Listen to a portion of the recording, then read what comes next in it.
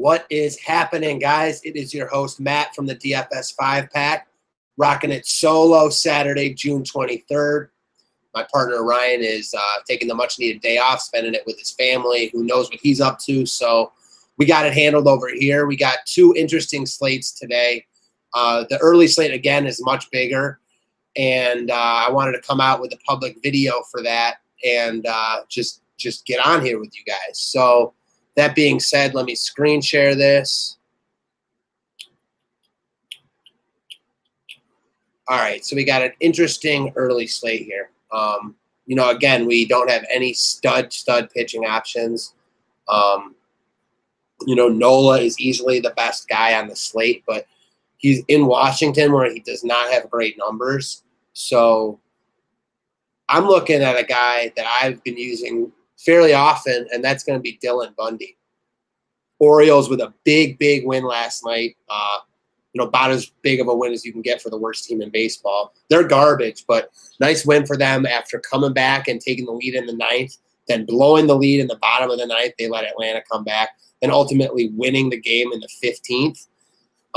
Their bullpen's taxed. I think Bundy's going to get a real long leash here. I know Atlanta's got a lot of lefties up top, but after their front four, they're projected to have 5 righties after that. All guys that can strike out a lot. I think that Bundy can get through the top of this order, and he can have his way with the bottom. He can really rack up the Ks against, the Teherans, Suzuki, Swansons of the world in a matchup with a majority righty-heavy Braves. I know their best hitters are lefty, but I think he can get through the top of that lineup. That top of the lineup isn't as hot as it was, let's say, a month ago.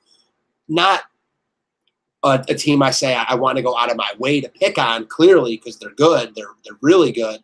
But Bundy is just a guy that, with his strikeout upside, I know he didn't pitch well against Miami. He was a letdown there. But a lot of guys have been let down against Miami. And we've talked about this a lot. We don't necessarily like going after really expensive pitchers against Miami, and that's what Bundy was that day. Today, he's considerably cheaper against a team that can strike out a lot. Baltimore is getting a lot of movement in this game from sharp money. I think Baltimore wins this game, so I think Bundy gets the win here. So all systems go for Bundy for me. Obviously, there are a couple other guys to look at, and when we do members only, we'll hop into that. But I think Bundy is a guy you can look at any format, GPP preferred. All right, next up, talk about another guy that's GPP preferred, and that's going to be Gary Sanchez. So he's been pretty much awful this year, no doubt about it. But we know what he's capable of. As we always tell our customers, we don't recommend playing him because he's so bad right now. But any day you can play him because of his upside. He's got tremendous home run upside from the catcher position. And I really liked what I saw from him yesterday. He hit the ball hard every at-bat, including 3 long flyouts. That's coming on the heels of a day he went home. He homered after, before getting the day off. He took that Thursday off against Seattle. Romine caught, but the day before that he went yard. And yesterday he just missed a few times. I like this call as a GPP one-off a lot.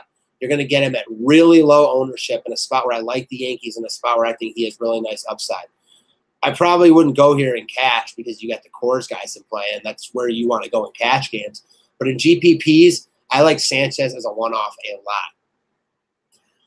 All right, speaking of more GPP one-offs, that's going to be Chris Davis. I'm about as harsh of a Chris Davis guy as you can get. He probably shouldn't even be in the league anymore, but he is because he's making a ton of money.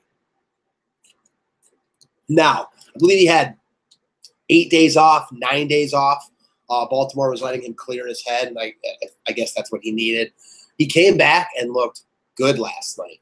He walked twice. He only struck out once, which for him is amazing. And he went yard.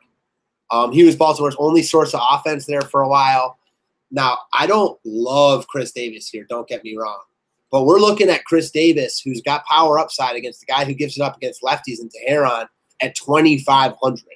Now, I really only like him in GPPs because it's Chris Davis and he strikes out all the time. But he's a major leaguer with power in the lineup at 2,500. I mean, really, that's all that needs to be said. I like him here because he allows you to do a lot of other things you want roster construction-wise. And as you can see, there's a couple cheap guys I have picked on here. Davis is the GPP guy. I think LaStella is the guy in cash games because lineups came out right when I was making this. and La Stella has gotten the leadoff spot for the Cubs. So I think he's the way to go in cash games at 2,600 against Discalfani. Leading off, lock him in. Going to that same game, Peraza's been playing really good ball recently, and he's a guy I think you can look at in all formats. Double digits in 3 of 4, but what I really like about him is he's running a ton. We see this against Cubs pitchers. They give up stolen bases, and Cincinnati's taking advantage of that, and they've been more aggressive lately. I like what I've seen from Peraza. He's getting on base. He's not striking out a lot, and he's got 4 steals over his last 2 games. Not a lock or anything like that, but at 3.6, I think he can, make a lot of things work in your roster. All right. Speaking of making things work and guys we want that are expensive, in cash games, I think you just lock Charlie Blackmon in. Now I know that Arenado is more expensive and been hotter, no doubt about it. But I think here in cash games, Blackmon gets more love, and that's where you want to go.